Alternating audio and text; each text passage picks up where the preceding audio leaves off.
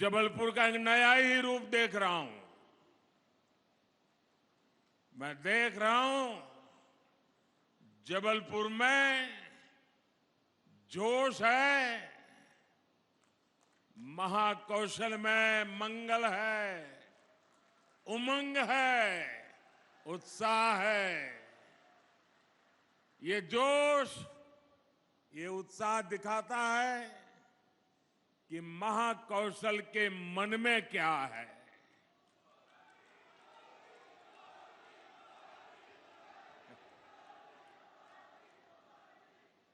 इसी उत्साह के बीच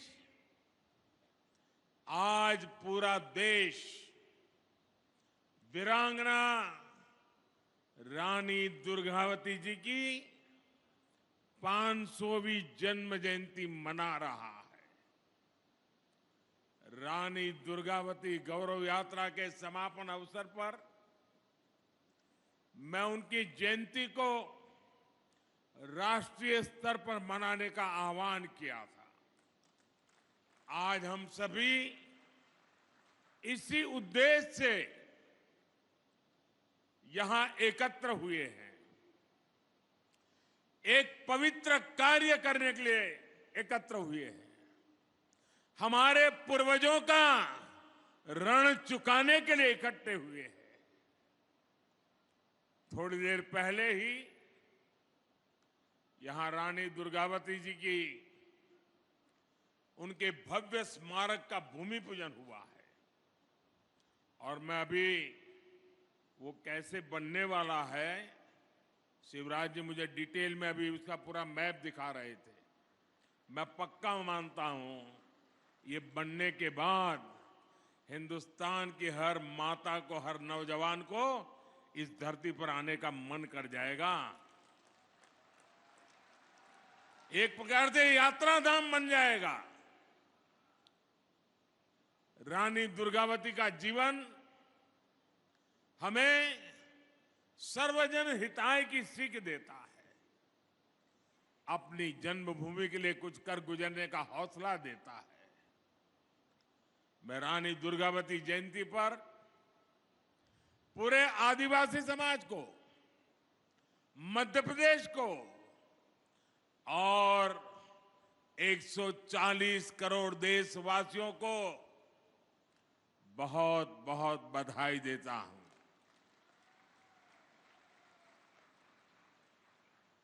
दुनिया के किसी देश में रानी दुर्गावती जैसा कोई उनका नायक होता, नायिका होती, तो वो देश पूरी दुनिया में उछल कूद करता।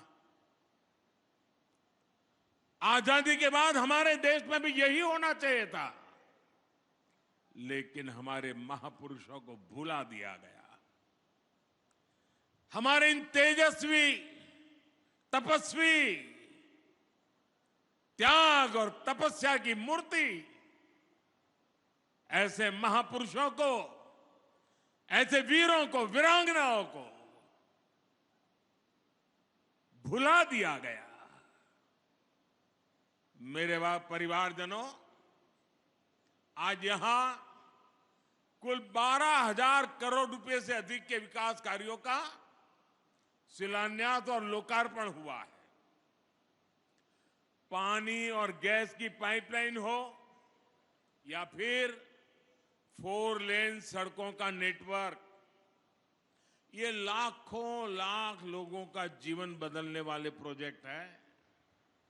इससे यहां के किसानों को तो लाभ होगा ही होगा, नए कारखाने और फैक्ट्रियां लगेगी, हमारे नौजवानों को यहीं पर रोजगार मिलेगा। मेरे परिवारजनों, भाजपा सरकार की सर्वोच्च प्राथमिकताओं में से एक है अपनी बहनों को धुएं से मुक्त रसोई देना।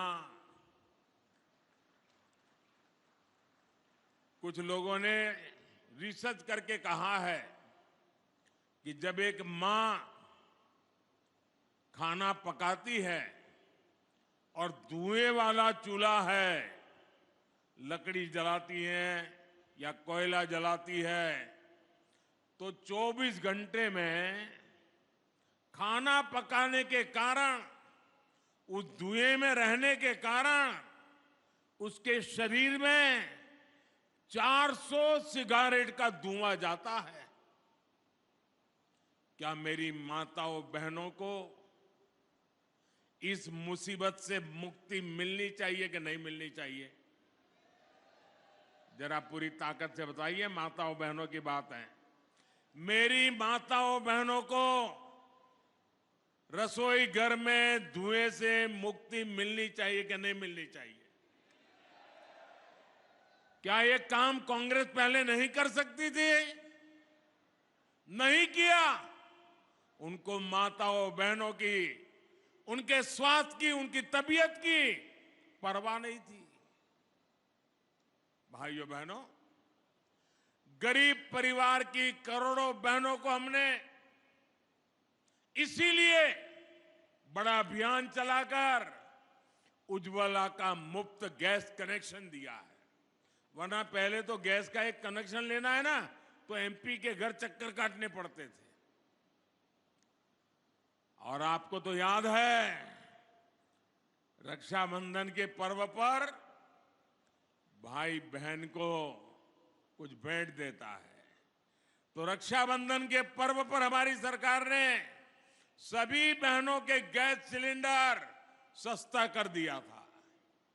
उस समय उज्ज्वला की लाभार्थी बहनों के लिए सिलेंडर 400 रुपये तक सस्ता किया गया। और अब कुछ ही दिनों के बाद दुर्गा पूजा, नवरात्रि, दशहरा, दिवाली, ये त्योहार आने वाले हैं। तब ये मोदी सरकार ने उज्ज्वला का सिलेंडर कल ही फिर एक बार 100 रुपया सस्ता कर दिया। यानी पिछले कुछ सप्ताह में ही उज्ज्वला की लाभार्थी बहनों के लिए सिलेंडर 500 रुपये सस्ता हुआ है। अब उज्ज्वला की लाभार्थी मेरी गरीब माताओं, बहनों, बेटियों को गैस का सिलेंडर सिर्फ 600 रुपये में ही मिल जाएगा। सिलेंडरों के बजाय पाइप से ही सस्ती गैस रसोई में आए, इसके लिए भी भाजपा सरकार तेज गति से काम कर रही है। इसलिए ही यहां गैस पाइपलाइन भी बिछाई जा रही है। इसका लाभ भी मध्य प्रदेश के लाखों परिवारों को होगा। मेरे परिवारजनों, आज जो हजार हमारे कॉलेज में पढ़ने वाले छात्र छात्राएं हैं, जो हमारे नौजवान साथी हैं, हमारे नौजवान बेटे बेटियां हैं, उन्हें मैं जरा पुरानी कुछ बातें याद कराना चाहता हूं। कराऊं? पुरानी बात याद कराऊं? 2014 की बात याद कराऊं? आप कहें तो कराऊं? आप देखिए, जो आज 20-22 साल के हैं ना, उनको तो शायद पता ही नहीं होगा, क्योंकि उस समय वो 8, 10, 12 साल के होंगे। उनको पता ही नहीं होगा कि मोदी आने से पहले क्या हाल था। तब आए दिन कांग्रेस सरकार के हजारों करोड़ रुपए के घोटाले हेडलाइन बना करते थे। जो पैसा गरीब पर खर्च होना था, वो पैसा कांग्रेस के नेताओं की तिजोरियों में जा रहा था। और मैं तो इन नौजवानों को कहूंगा, वो तो ऑनलाइन वाली पीढ़ी है, जरा गूगल पे जाके सर्च करेंगे 2013-14 के अखबारों की जरा हेडलाइन पढ़ दीजिए, क्या हालत थी देश की। और इसलिए भाइयों बहनों, 2014 के बाद जब आपने हमें सेवा करने का मौका दिया, तो कांग्रेस सरकार की बनाई उन भ्रष्ट व्यवस्थाओं को बदलने का हमने एक अभियान चलाया। उधर भी स्वच्छता अभियान चला दिया। हमने टेक्नोलॉजी का इस्तेमाल करके करीब करीब 11 करोड़, ये आंकड़ा याद रखोगे? जरा जवाब देंगे तो पता चलेगा। ये आंकड़ा याद रखोगे? ये आंकड़ा याद रखोगे? 11 करोड़ फर्जी नामों को हमने सरकारी दफ्तरों से हटाया। कितने? कितने? जरा जोर से बोलिए, कितने? 11 करोड़। ये 11 करोड़ नाम कौन से थे? ये वो नाम थे जिनका कभी जन्म ही नहीं हुआ था, लेकिन सरकारी दफ्तर से खजाना लूटने का रास्ता बन गया था। कांग्रेस ने इनका झूठे नाम, फर्जी नाम, कागजी दस्तावेज तैयार कर दिए। ये मध्य प्रदेश और छत्तीसगढ़ की कुल आबादी है ना, उससे भी ज्यादा बड़ा आंकड़ा है 11 करोड़। ये 11 करोड़ फर्जी नाम जो सच्चे गरीब लोग हैं, असली गरीब लोग हैं, उनका हक छीन करके खजाना लूटने का काम हो रहा था। 2014 में आने के बाद ये मोदी ने सब कुछ साफ कर दिया।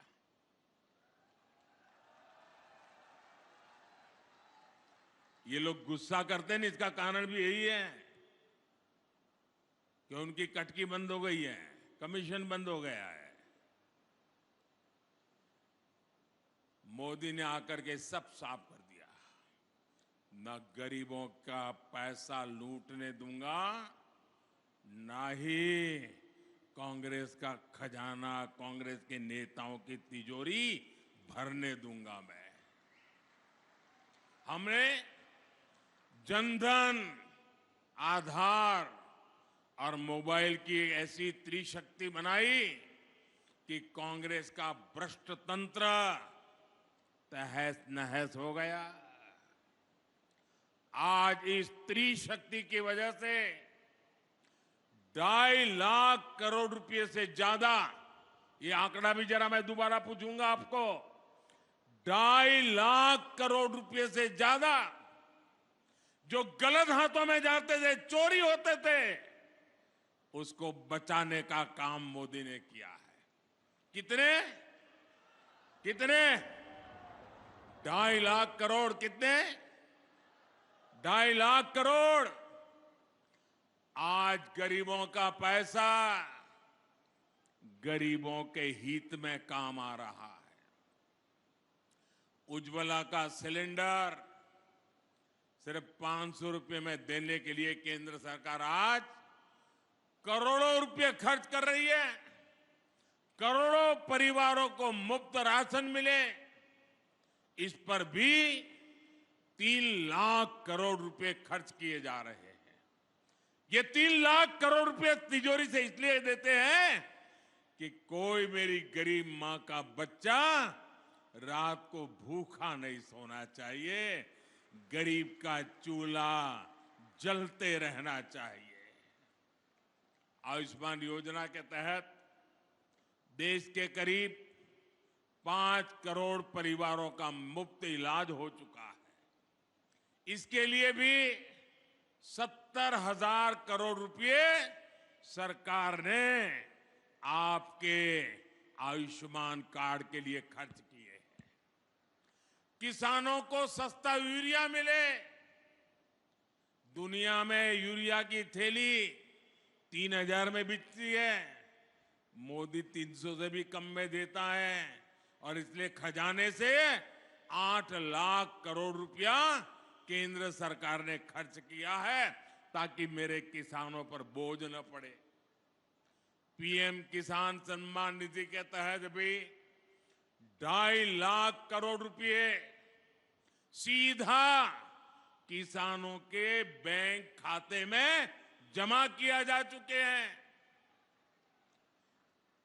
गरीब परिवारों को पक्का घर देने के लिए भी हमारी सरकार ने 4 लाख करोड़ रुपए खर्च किए हैं ताकि गरीब को पक्का घर मिले।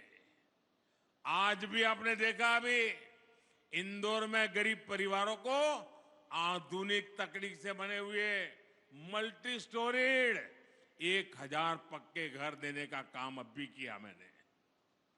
मेरे परिवारजनों, ये पूरा पैसा जोड़ेंगे तो आंकड़ा कितना होगा? कितने जीरो लगाने पड़ेंगे? आपको अंदाज आता है? ये कांग्रेस वाले इसका हिसाब भी नहीं कर सकते। और आप सुनिए, 2014 से पहले ये जो 000 है ना, वो सिर्फ घोटालों का पैसा जोड़ने में लग जाता था। अब आप सोचिए, कांग्रेस के एक प्रधानमंत्री कहते थे कि दिल्ली से 1 रुपया भेजते हैं तो 15 पैसा पहुंचता है। 85 पैसा कोई पंजा घिस लेता था। 1 रुपया भेजते थे, 15 पैसा पहुंचता था। मैंने जितने रुपये अभी गिनाए, अगर ये रुपये कांग्रेस के जमाने में गए होते तो कितनी बड़ी चोरी हुई होती, आप अंदाज लगाइए। आज गरीबों के लिए इतना पैसा भाजपा सरकार दे रही है। मेरे परिवारजनों, मेरे मध्य प्रदेश के लिए ये बहुत ही महत्वपूर्ण समय है। मैं आज मां नर्मदा के तट से खड़ा रह करके कह रहा हूं, पूरे मध्य प्रदेश को कह रहा हूं, पूरे मध्य प्रदेश के नौजवानों को कह रहा हूं, मां नर्मदा को याद कह करके कह रहा हूं, क्योंकि मैं भी मां नर्मदा की गोद से आया हूं और आज मां नर्मदा के किनारे पर खड़ा होकर के कह रहा हूं, मेरे नौजवानों, मेरे शब्द लिखो।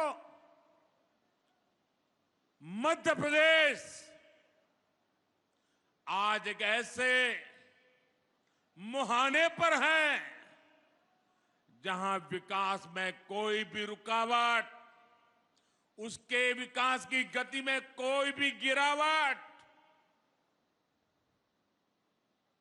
20-25 साल के बाद भी लौटेगी नहीं। सब कुछ तबाह हो जाएगा। और इसलिए विकास की गति को रुकने नहीं देना है, अटकने नहीं देना है। ये 25 साल आपके बहुत महत्वपूर्ण है। एमपी के 25 साल से कम उम्र के साथियों ने तो नया और प्रगति करता हुआ मध्य प्रदेश ही देखा है। अब ये उनकी जिम्मेदारी है कि आने वाले 25 सालों में जब उनके बच्चे युवा होंगे, तब उनके सामने विकसित मध्य प्रदेश हो, समृद्ध मध्य प्रदेश हो, आन बान शान वाला मध्य प्रदेश हो। इसके लिए आज ज्यादा मेहनत की जरूरत है। इसके लिए आज सही फैसले की जरूरत है। बीते वर्षों में भाजपा सरकार ने एमपी को कृषि निर्यात में टॉप पर पहुंचाया है। अब ये भी जरूरी है कि औद्योगिक विकास में भी हमारा एमपी नंबर 1 बनना चाहिए। बीते वर्षों में भारत का रक्षा उत्पादन और रक्षा निर्यात कई गुना बढ़ा है। इसमें जबलपुर का भी बहुत बड़ा योगदान है। मध्य प्रदेश में डिफेंस से जुड़ा सामान बनाने वाली 4 फैक्ट्रियां तो ये हमारे जबलपुर में ही है। आज केंद्र सरकार अपनी सेना को मेड इन इंडिया हथियार दे रही है। दुनिया में भारत के रक्षा सामान की डिमांड बढ़ रही है। इससे मध्य प्रदेश को भी बहुत लाभ होने वाला है। यहां रोजगार के हजारों नए मौके बनने वाले हैं। मेरे परिवारजनों, आज भारत का आत्मविश्वास नई बुलंदी पर है। खेल के मैदान से लेकर खेत खलिहान तक भारत का परचम लहरा रहा है। अभी देखा होगा आपने, इस समय एशियाई खेल चल रहे हैं, उसमें हम भारत का शानदार प्रदर्शन देख रहे हैं। आज भारत के हर युवा को लगता है कि ये समय भारत के युवा का समय है। ये कालखंड भारत के युवा का कालखंड है। युवाओं को जब ऐसे अवसर मिलते हैं तब विकसित भारत के निर्माण का जज्बा भी बुलंद होता है।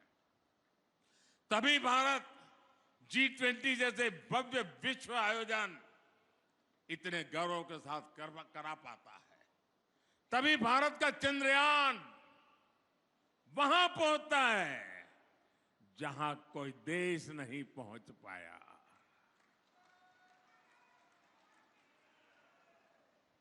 तभी लोकल के लिए वोकल होने का मंत्र दूर सुदूर तक गूंजने लगता है। आप सोच सकते हैं, एक तरफ ये देश चंद्रयान पहुंचता है तो दूसरी तरफ 2 अक्टूबर को गांधी जयंती पर दिल्ली के एक स्टोर पर, आप याद कीजिए, 2 अक्टूबर को एक दिन में दिल्ली का जो एक खादी भंडार था, 1.5 करोड़ रुपए से भी ज्यादा खादी बिकी एक स्टोर में। ये ताकत है देश की। स्वदेशी की ये भावना, देश को आगे बढ़ने की ये भावना आज चारों तरफ बढ़ती जा रही है और इसमें बागडोर संभाली है मेरे देश के नौजवानों ने, मेरे देश की बेटे बेटियों ने। तभी भारत के युवा स्टार्टअप की दुनिया में कमाल कर रहे हैं। तभी भारत स्वच्छ होने का इतना बड़ा संकल्प लेता है। अभी 1 अक्टूबर को ही देश ने जो स्वच्छता अभियान चलाया, उसमें 9 लाख से ज्यादा जगहों पर सफाई कार्यक्रम हुए। 9 लाख जगह पर उस सफाई अभियान में हिस्से लेने वाली संख्या 9 करोड़ से ज्यादा देशवासी घरों से निकले और झाड़ू लेकर के देश में सफाई का काम किया। सड़कों की, पार्कों की सफाई की। मध्य प्रदेश के लोगों ने, मध्य प्रदेश के युवाओं ने तो और भी कमाल कर दिया है। स्वच्छता के मामले में मध्य प्रदेश को अव्वल नंबर मिले हैं। देश में नंबर 1 रहता है मध्य प्रदेश। इसी जज्बे को हमें आगे ले जाना है और आने वाले 5 सालों में ज्यादा से ज्यादा मामलों में हमें एमपी को नंबर 1 पर रखना है, नंबर 1 पर रखना है। मेरे परिवारजनों, जब किसी राजनीतिक दल पर सिर्फ और सिर्फ अपना स्वार्थ हावी हो जाता है तो उसकी स्थिति का हम अंदाज लगा सकते हैं। आज एक तरफ भारत की उपलब्धियों की चर्चा पूरी दुनिया कर रही है, लेकिन यही वही राजनीतिक दल जिनका सब लूट गया है, सिवाय कुर्सी उनको कुछ दिखता नहीं है, ये अब इस हद तक गए कि भाजपा को गाली देते देते भारत को ही गाली देना शुरू कर दिया है। आज डिजिटल इंडिया अभियान की पूरी दुनिया प्रशंसा कर रही है, लेकिन आप याद करिए कैसे ये लोग आए दिन डिजिटल इंडिया के लिए हमारा मजाक उड़ाते हैं। भारत ने कोरोना में दुनिया की सबसे प्रभावी वैक्सीन बनाई। इन लोगों ने अपनी वैक्सीन पर भी सवाल उठाए और मुझे तो अभी मुझे कोई बता रहा था, एक नई फिल्म आई है वैक्सीन पर बनी हुई फिल्म, वैक्सीन वॉर, और दुनिया के लोगों की आंखें खुल जाए ऐसी फिल्म हमारे देश में बनी है, जो हमारे देश के वैज्ञानिकों ने कैसा कमाल कर दिया, देश के करोड़ों लोगों की जिंदगी कैसे बचाई, इस पर वैक्सीन वॉर फिल्म बनी है। भारत, भाइयों बहनों, भारत की सेना जो बात करती है, भारत की सेना जो पराक्रम करती है, तो वो लोग उस पर भी सवाल उठाते हैं। इन्हें देश के दुश्मनों की बात, आतंक के आकाओं की बात उनको सही लगती है, मेरे देश के सेना के जवानों की बात सही नहीं लगती है। आपने भी देखा है, आजादी के 75 वर्ष पूरे होने पर पूरे देश ने अमृत महोत्सव मनाया। ये भाजपा का कार्यक्रम तो था नहीं, ये देश का कार्यक्रम था। आजादी हिंदुस्तान के हर नागरिक का उत्सव था। लेकिन ये लोग आजादी के अमृत काल का भी मजाक उड़ाते हैं। हम आने वाली पीढ़ियों के लिए देश के कोने कोने में अमृत सरोवर बना रहे हैं, पानी संग्रह का बड़ा अभियान चला रहे हैं। लेकिन इस काम में भी इन लोगों को दिक्कत हो रही है। मेरे परिवारजनों, जिस दल ने आजादी के इतने सालों तक देश में सरकार चलाई, उसने आदिवासी समाज को भी सम्मान नहीं दिया। आजादी से लेकर सांस्कृतिक विरासत की समृद्धि तक हमारे आदिवासी समाज की भूमिका बहुत बड़ी रही है। गौंड समाज दुनिया के सबसे बड़े जनजातीय समाज में से एक है। ऐसे में मैं आपसे एक सवाल करना चाहता हूं। लंबे समय तक जो सत्ता में रहे, उन्होंने आदिवासी समाज के योगदान को राष्ट्रीय पहचान क्यों नहीं दी? इसके लिए देश को भाजपा का ही इंतजार क्यों करना पड़ा? हमारे जो युवा आदिवासी जब वो पैदा भी नहीं हुए थे, उन्हें जरूर जानना चाहिए, उनके पैदा होने से भी पहले अटल बिहारी वाजपेयी की सरकार ने जनजातीय समाज के लिए अलग मंत्रालय बनाया, अलग बजट दिया। बीते 9 वर्षों में इस बजट को कई गुना बढ़ाने का काम ये मोदी की सरकार ने किया। देश को पहली महिला आदिवासी राष्ट्रपति देने का सौभाग्य भी भाजपा को मिला। भगवान बिरसा मुंडा के जन्म दिवस को जनजातीय गौरव दिवस भी भाजपा सरकार ने घोषित किया। देश के आधुनिकतम रेलवे स्टेशनों में से एक स्टेशन का नाम रामनी कमलापति के नाम पर किया गया। पातालपानी स्टेशन अब जननायक टंटिया भील के नाम से जाना जाता है। और आज यहां गौंड समाज की प्रेरणा रानी दुर्गावती जी के नाम पर इतने भव्य आधुनिक स्मारक का निर्माण हो रहा है। इस संग्रहालय में गौंड संस्कृति, गौंड इतिहास और कला का प्रदर्शन भी होगा। हमारा प्रयास यही है कि आने वाली पीढ़ियां समृद्ध गौंड परंपरा को जान सके।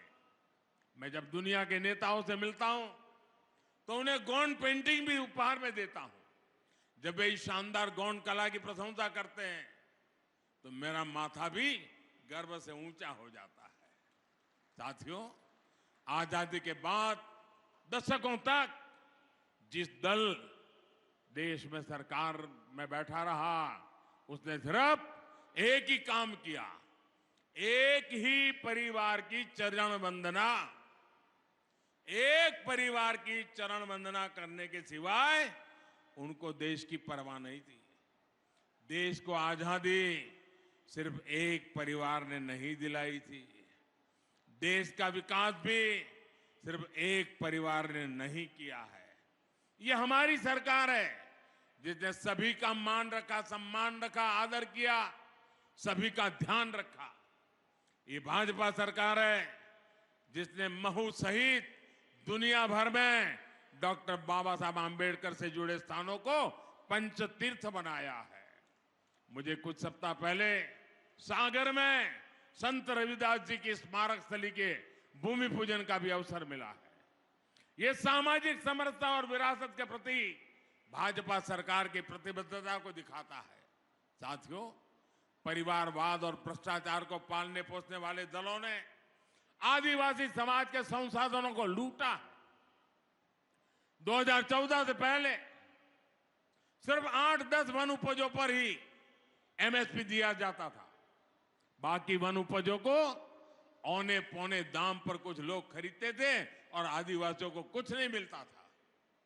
हमने इसको बदला और आज करीब 90 वन उपजों को एमएसपी के दायरे में लाया जा चुका है। साथियों, अतीत में हमारे आदिवासी किसानों, हमारे छोटे किसानों की उपज कोदो, कुटकी जैसे मोटे अनाज को भी ज्यादा महत्व नहीं दिया गया। आपने देखा है कि दिल्ली में G20 के लिए दुनिया भर के बड़े बड़े नेता आए थे, एक से बढ़कर एक बड़े नेता आए थे। उनको भी हमने आपके कोदो कुटकी से बने पकवान खिलाए थे। भाजपा सरकार आपके कोदो कुटकी को भी श्री अन्न के रूप में देश विदेश के बाजारों तक पहुंचाना चाहती है। हमारी कोशिश यही है कि आदिवासी किसानों को, छोटे किसानों को अधिक से अधिक लाभ हो। मेरे परिवारजनों, भाजपा की डबल इंजन सरकार की प्राथमिकता वंचितों को वरीयता है। पाइप से पीने का साफ पानी मिले, एक गरीब के स्वास्थ्य और महिलाओं की सुविधा के लिए बहुत जरूरी है। आज भी यहां करीब 1600 गांवों तक पानी पहुंचाने का इंतजाम हुआ है। महिलाओं का स्वास्थ्य हमेशा देश की प्राथमिकता होनी चाहिए थी, लेकिन इसे भी पहले लगातार नजरअंदाज कर दिया गया। नारी शक्ति वंदन अधिनियम के माध्यम से लोकसभा विधानसभा में महिलाओं को उनका हक देने का काम भी भाजपा ने किया है। साथियों, गांव के सामाजिक आर्थिक जीवन में हमारे विश्वकर्मा साथियों का बहुत बड़ा योगदान रहता है। इनको सशक्त करना प्राथमिकता होनी चाहिए थी, लेकिन 13,000 करोड़ रुपए की पीएम विश्वकर्मा योजना भाजपा सरकार बनने के बाद हमें उसको लाना पड़ा। मेरे परिवारजनों, भाजपा सरकार गरीबों की सरकार है। अपने भ्रष्टाचार और अपने परिवारवाद को आगे बढ़ाने के लिए कुछ लोग भांति भांति के प्रपंच कर रहे हैं, लेकिन मोदी की गारंटी है कि एमपी विकास में टॉप पर आएगा। मुझे विश्वास है कि मोदी के भाजपा सरकार के इस संकल्प को महाकौशल मजबूत करेगा, मध्य प्रदेश मजबूत करेगा। एक बार पुनः वीरांगना रानी दुर्गावती जी को श्रद्धापूर्वक नमन करता हूं, और आप इतनी बड़ी संख्या में हमें आशीर्वाद देने के लिए आए हैं। मैं हृदय से आपका आभार व्यक्त करता हूं। मेरे साथ मैं कहूंगा, रानी दुर्गावती, आप कहिए अमर रहे, अमर रहे। रानी दुर्गावती। अरे आवाज पूरे मध्य प्रदेश में गूंजनी चाहिए। रानी दुर्गावती, रानी दुर्गावती, रानी दुर्गावती। भारत माता की, भारत माता की। बहुत बहुत धन्यवाद।